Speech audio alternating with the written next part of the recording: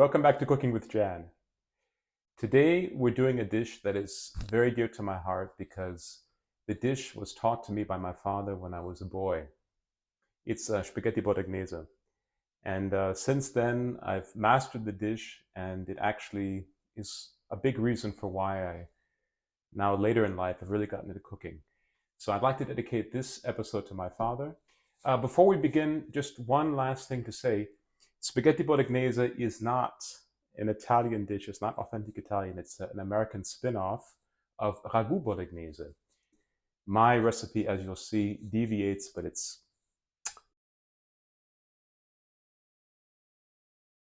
I'm going to start with my pancetta, which is from the pig's stomach. And this is 110 grams. I'm going to go about half and just cut this up. You just cut it up into small pieces, basically. Have a good sharp knife. Okay, we've cut up our pancetta into small pieces.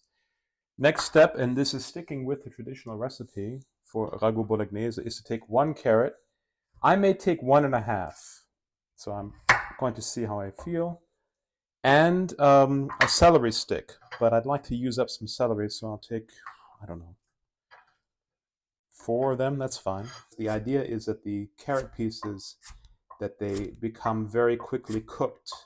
However, with my recipe, I don't really bother much because I like actually having that crunch when I eat my spaghetti bolognese. And with our celery, I'm probably also making too much of a fuss here, but you just kind of cut it in pieces like that too. You take this is a large onion, I would say. You take a medium-sized onion. So we're going to cut this in half and cut it up. Leave it on the root. Here, here, here, and here. And like so once. You can do twice too, but I'm just going to do once. It's fine. It'll be diced enough. And that's how you dice your onion, keeping it on the root. Now we're deviating from the authentic ragu bolognese because we're using garlic, which is, in my view, advisable because garlic is so delicious. As I say, 2 small cloves, or in this case, 1.5 larger cloves. Very much recommend that you use mushrooms because they're delicious. Don't slice them too thin because they really do reduce when they're cooked. So about that size. Yeah, about 2-3. Oh, it's ready to go. 2-3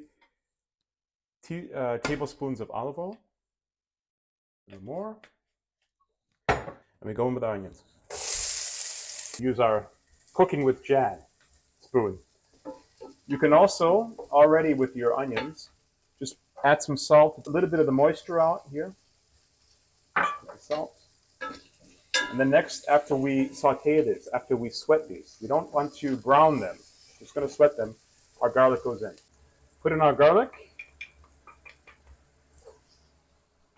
Sweat that as well. At this stage, this is optional. This is not something you have to do, but I put in just a little bit of mild chili powder. Okay, the next step is to put in our pancetta because we don't want our garlic at all to burn. So we just want to sweat it as well. Put in our pancetta, mix that around a bit.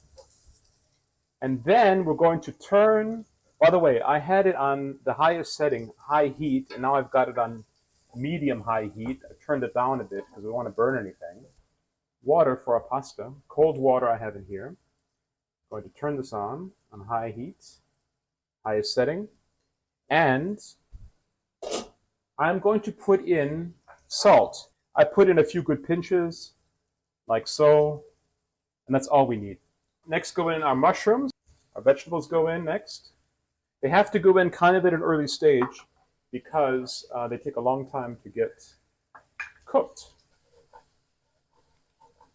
I also put in my oregano. I'm going to put in more later, but I already start with a few sprinkles of oregano and thyme, which I feel go very, very well together.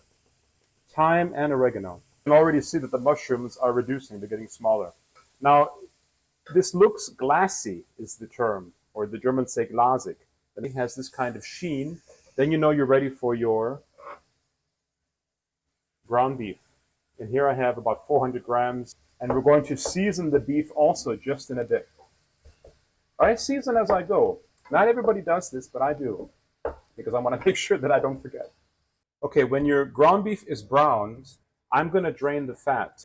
So we drain the fat as such. Make sure that we move all of the ingredients to one side and then just take a spoon. We're not going to drain all of the fat because there's a lot of good stuff in here that we want to keep.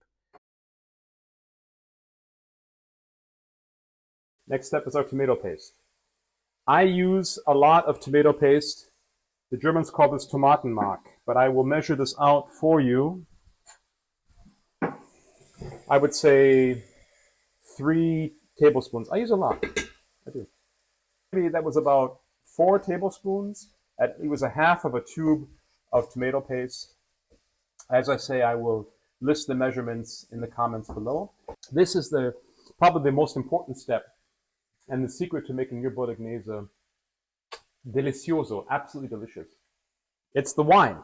And today we're using white wine. Usually I use red wine, but because we had white wine in the refrigerator that we didn't drink, we're going to use it to cook. This is 200 milliliters. The recipe calls for 150 milliliters, but I may use all of it. We'll have to see. Pour it in there. And you know what? We will use all of it. Why not? While your wine is reducing for your sauce, you take your tomatoes, canned tomatoes. Make sure that you get a good brand of canned tomatoes.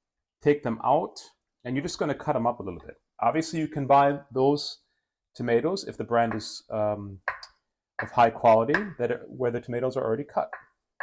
All right. This was about 6 minutes have elapsed. Goes in there, and we're going to mix it around.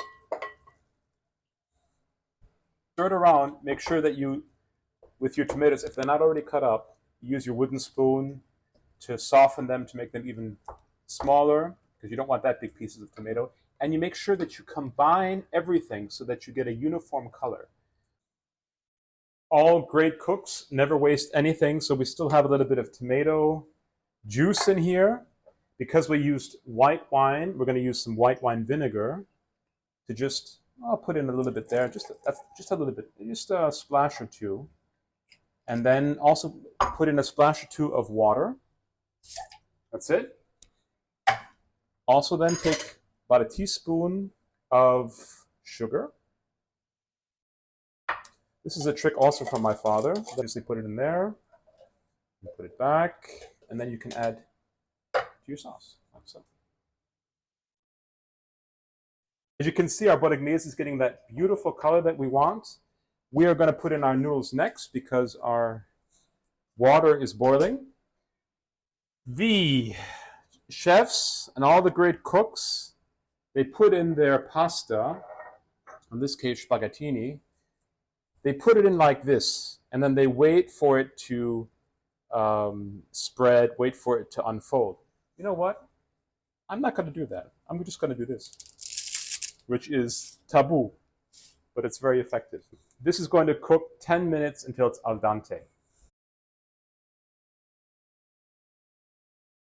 So we're going to add salt, pepper, oregano, and thyme again, and I'm going to taste it. I'm also going to put a little bit of cayenne pepper in as well. Here goes my salt. Here goes my pepper. Okay. Oregano. Actually, I'm going to do like this. About that much. I always eyeball it. That's what you do when you have some experience in cooking. But as I say, I'll put the measurements in the comments below. Also the thyme. About that much, not too much. Feeling very good. This white wine is just different. I really like it too. You can also put a little bit of basil in if you want to. Even fresh basil if you cut it up. Put a little basil in. Just put a little bit of cream in there. Like so, and that's it. Just please don't tell any Italians. Also my friend Roberto. He'll never watch my channel again. Okay, our sauce is cooking, and we're just leaving it alone. Our pasta is almost ready in about 3 minutes. In the meantime, this is a step that everybody loves. You have to grate your Parmesan cheese. You can either use the fine, this is obviously a grater, the fine part of your grater, or have it not so fine, but we're going to do fine today. Now comes a trick that I learned from that famous mafia crime series, The Sopranos. Your noodles are done. You take a little bit of sauce. Yeah, there, for example. maybe a little more. And then you butter the noodles. Put in a nice stick of butter there. This really, really makes the dish even more delicious. You put in your, like so. Take in a good ladle of spaghetti bolognese. You add your Parmesan cheese.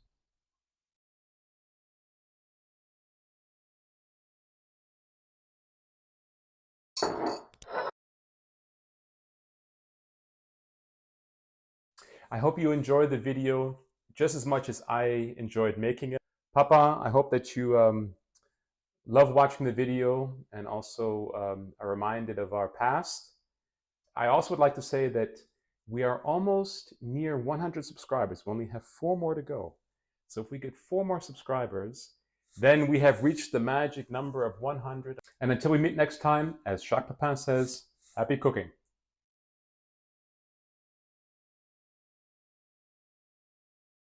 And we're just going to add that carefully. Now we'll get another little bowl here and put that in the bowl.